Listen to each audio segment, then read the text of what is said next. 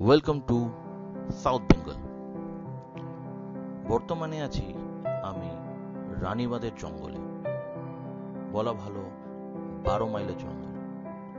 এখানে স্থানীয় লোকরা বা লোকালরা এখানে এই জঙ্গলটাকে নানা রকম নামে চেনে, সেই নামগুলো আমি জানি না।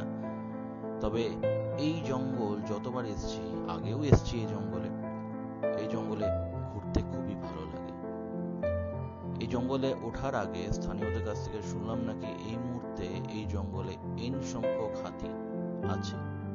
শুধু হাতি নয়, এই জঙ্গলে আছে আপনার বন শুয়োর আছে, বন মুরগি আছে, ময়ূর আছে, শিয়াল তো থাকেই, তার সাথে অনেক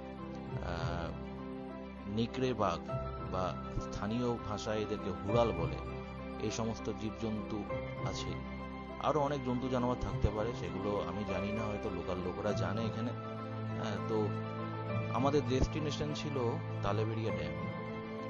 আর এই জঙ্গলের মধ্যে একটা রাস্তা পড়ে, আপনি এই রাস্তা দিয়ে যখন যাবেন, সেই রাস্তা দিয়ে গেলেই আপনি একটা সুতান বলে একটা জায়গা পাবেন।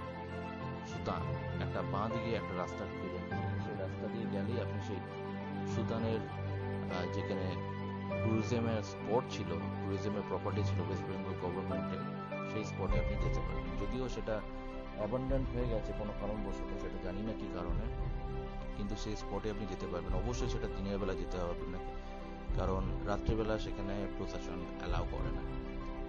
তো রাস্তাটা দেখতে পাচ্ছেন কতই সুন্দর, সেখানে রাস্তায় কোনো খানাখন্দ নেই, খুবই পরিষ্কার পরিচ্ছন্ন একটা রাস্তা, বাইক চালিয়ে যাচ্ছি, বুঝতে পারছেন কোনো সমস্যা আমার হচ্ছে না। আমরা বেরিয়েছিলাম একটা নিম্নচাপের বিকেলবেলা, সারাদিন বৃষ্টি হয়েছে, বিকেলবেলা একটু ধরতে আমরা এই ওয়েদারে বেরিয়েছি। খুবই ভালো লাগছে, পরিষ্কার পরিচ্ছন্ন লাগছে, চারিদিকটা গ্রিনারি ভর্তি।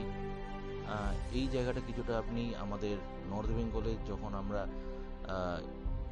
করোনেশন ব্রিজের দিকে যাই সেবক রোডের উপর দিয়ে, তখন কিছুটা মিল পাবেন এরকম। তো নর্থ বেঙ্গলের সাথে সাউথ বেঙ্গলে কিছু কিছু মিল অবশ্যই আছে, রাস্তাঘাট, জঙ্গল, নদী, এগুলোর সাথে মিল পাবেন। শুধু পাহাড়টার সাথে মিল পাবেন না, কারণ সেখানে পাহাড়ের চূড়ায় বরফ থাকে, এখানে চূড়ায় কিছুই থাকে না। হ্যাঁ, কিন্তু আমাদের সাউথ বেঙ্গলও কিন্তু খুবই সুন্দর।